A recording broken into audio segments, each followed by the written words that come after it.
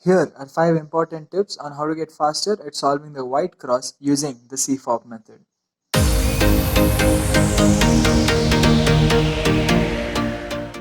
Tip number 1. Find all the 4 white edge pieces and plan the cross during inspection. Let's take this scramble as an example. The scramble is on the top right here. You can try it on your own too. So I've already planned out my cross, and because I've already planned out my cross, as soon as the time starts, I can execute it very smoothly. Alright, so it is very important that you plan the cross during inspection and also find at least 3 out of the 4 white edges for doing that. Tip number 2. Ignore the centers. What I mean by that is you first solve the white cross and then align the centers of the other color on the white edge pieces. In the beginner's method, we would first find an edge piece, match it to its center, and then take it to the white center. Okay, but this is a very slow process. But in the advanced method, okay, it's very fast. Let me show you an example using the previous scramble. Okay, so I first solve the cross like this. Okay, this was the cross that I planned during inspection. So I first solve the cross, and then after I solve the cross, as you can see, the centers are not aligned. Okay, so after I solve the cross, I align the centers. So this makes it very fast.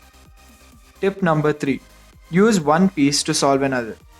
So each scramble has a good piece and a bad piece while solving the cross. Okay, and let me show you an example with this particular scramble.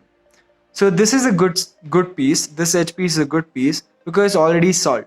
Okay, it just needs a deep move to align it. So that's a good piece. This red and white edge piece is again a good piece because you just need one move to put it into the white layer. Okay, so I do that and I put it here. It's a good piece. But the green and white edge piece here and the blue and white edge piece here are bad pieces because it requires 1-2 moves to get it to the bottom, and at the same time it spoils what has already been solved. So in this case, if I have to get the blue piece here, it removes the orange piece from its place, and then you need to put it back like this, which is 3 moves that are unnecessary. Alright, so how do we turn this into a good piece? So in this particular scramble, we see that the orange is here, the red is here. So we need the red to be opposite to the orange. Alright, so I do a D2, and then while I'm placing the red in, okay, this white and blue edge piece becomes a good piece. Okay, because now it requires only 1 move to put it in. Okay, so it was like this with the orange here. I moved the orange this side so I can easily put the red and white here.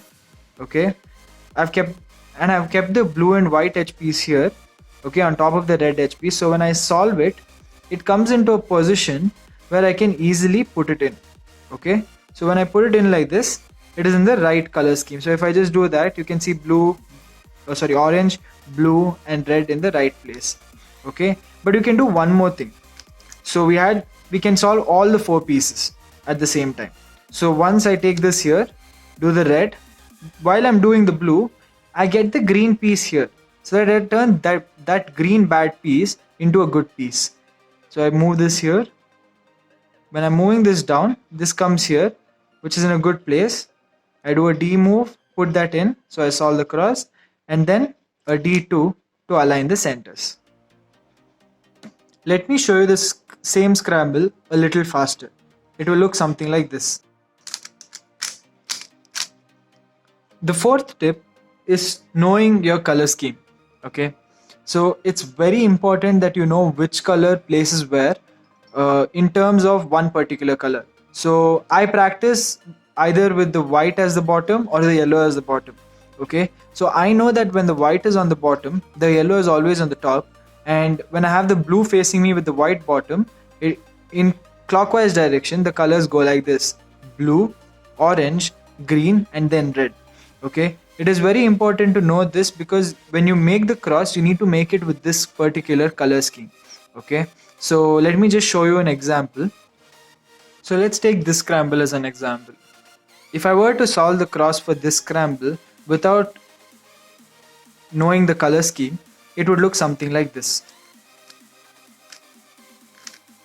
Okay, now you can see that only the green edge piece is matched to its center, while the other three aren't.